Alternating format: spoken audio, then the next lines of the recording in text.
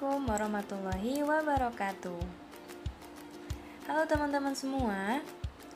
Hari ini kita akan belajar materi IPS tentang kondisi geografis wilayah Indonesia. Ada di buku paket kalian, buku 5A, subtema yang pertama. Dari pembelajaran hari ini, Ibu harapkan kalian dapat mengetahui tentang letak geografis Indonesia, letak astronomis Indonesia, dan juga kenampakan alam serta kenampakan buatan yang ada di wilayah Indonesia. Langsung saja, yang pertama kita akan mengetahui tentang letak geografis Indonesia. Letak geografis merupakan sebuah posisi keberadaan suatu wilayah dengan berdasarkan letak dan bentuknya pada muka bumi. Letak geografis biasanya akan dibatasi dengan komponen-komponen alam yang ada di bumi. Komponen bumi di sini misalnya yaitu gurun, samudra, benua, laut, gunung, dan lainnya.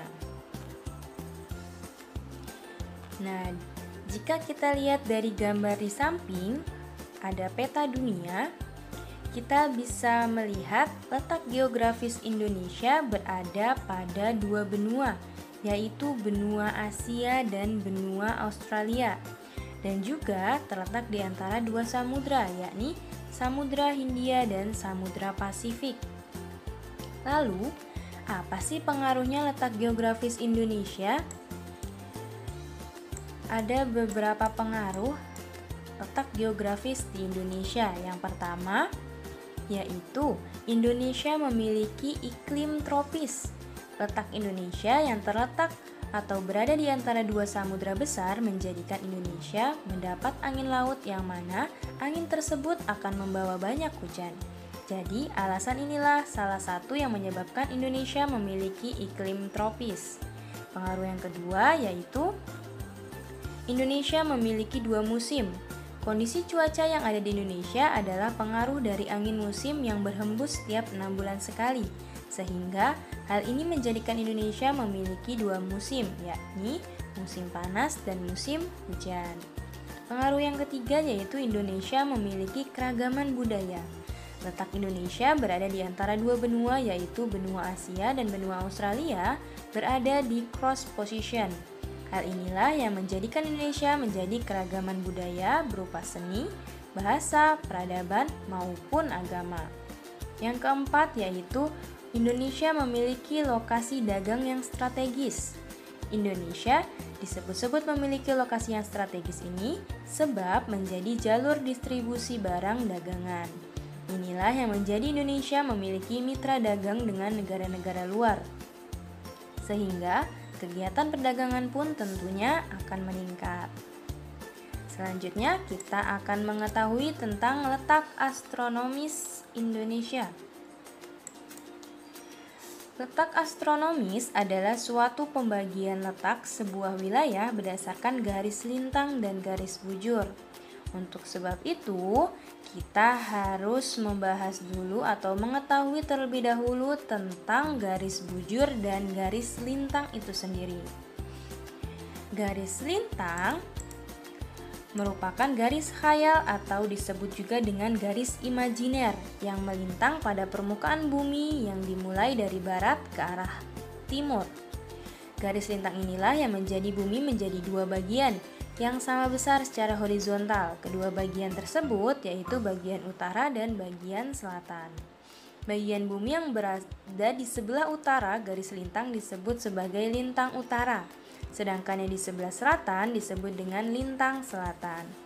Nah, jika kalian lihat dari gambar di samping, Indonesia terletak di antara 6 derajat LU atau lintang utara sampai 11 derajat LS atau lintang selatan. Nah, untuk garis bujur merupakan garis khayal atau imajiner yang menghubungkan kutub selatan dengan kutub utara bumi secara vertikal. Garis bujur membagi bumi menjadi dua bagian besar. Dua bagian tersebut ialah bagian barat dan bagian timur. Belahan bumi bagian barat disebut dengan bujur barat. sedangkan bagian timur disebut dengan bujur timur. Jika kita lihat lagi dalam gambar, Indonesia terletak di antara 95 derajat bujur timur sampai 141 derajat bujur timur. Jadi, letak astronomis Indonesia berada pada 6 derajat lintang utara sampai 11 derajat lintang selatan dan 95 bujur timur sampai 141 derajat bujur timur. Nah, itulah tadi letak geografis dan letak astronomis Indonesia. Dengan pengaruh letak astronomis. Yang pertama, Indonesia memiliki iklim tropis. Selain menjadi penentu letak astronomis suatu wilayah, garis lintang digunakan pula sebagai penanda perbedaan zona iklim yang ada di muka bumi. Ciri-ciri wilayah dengan iklim tropis yaitu yang pertama, curah hujannya tinggi. Ada hutan hujan tropis yang luas, akan ada sinar matahari sepanjang tahun dan juga memiliki kelembaban udara yang tinggi. Pengaruh yang kedua yaitu Indonesia memiliki 3 waktu yang berbeda. Letak sebuah wilayah yang ditinjau dari garis bujur bisa mempengaruhi perbedaan waktu.